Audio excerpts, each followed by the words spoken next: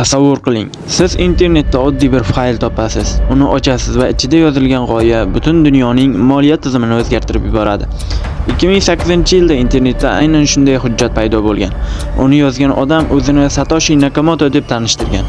U hujjatda shunday g'oya bor edi. Banklarsiz ishlaydigan pul, odamdan odamga to'g'ridan-to'g'ri yuboriladigan raqamli pul. Oradan ko'p o'tmay bu g'oya hayotga tatbiq qilindi va bu Bitcoin deb nomlandi. Ammo eng qizig'i hali oldinda edi.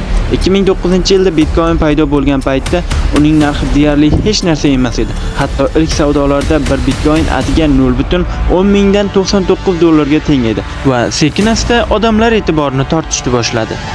Bu degani, agar siz o'sha paytda $1 sarflaganingizda minglab Bitcoin sotib olishingiz mumkin bo'lgan paytlar edi. Lekin odamlar ko'pchiligi bunga jiddiy qarashmadi. Chunki bu shunchaki tajriba deb ko'rinardi va oddiy narsa edi. Va kelajakda uning o'sishi bir fantastik voqeadek tuyulardi. Yillar o'tdi, Bitcoin sekin-asta mashhurlashdi. Ba'zi odamlar boyib ketdi, ba'zilari esa bu imkoniyatni o'tkazib yubordi va bugungi kunga kelib bitta Bitcoin narxi taxminan $70 ming dan oshib ketdi. Bu esa tarixdagi eng katta moliyaviy o'sishlardan biri hisoblanadi. Lekin bu hikoyaning eng katta siri hali ham ochilmagan. Bitcoin yaratgan Satoshi Nakamoto kim? U bitta odammi yoki bir guruh dasturchilarmi yoki ehtimol dunyodagi eng sirli daholardan biri?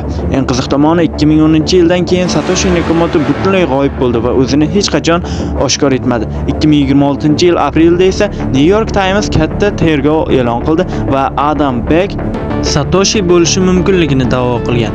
Lekin Adam Beck o'zi men emasman deb buni rad etgan. Bu hali ham isbotlanmagan nazariya. Ko'pchilik shubha bilan qaraydi. Dunyoning eng mashhur kriptovalyutasi Bitcoin va bugungacha javobsiz qolayotgan savol: dunyoni o'zgartirgan odam aslida kim? Kanalga obuna bo'ling, qiziqarli faktlar hali oldinda.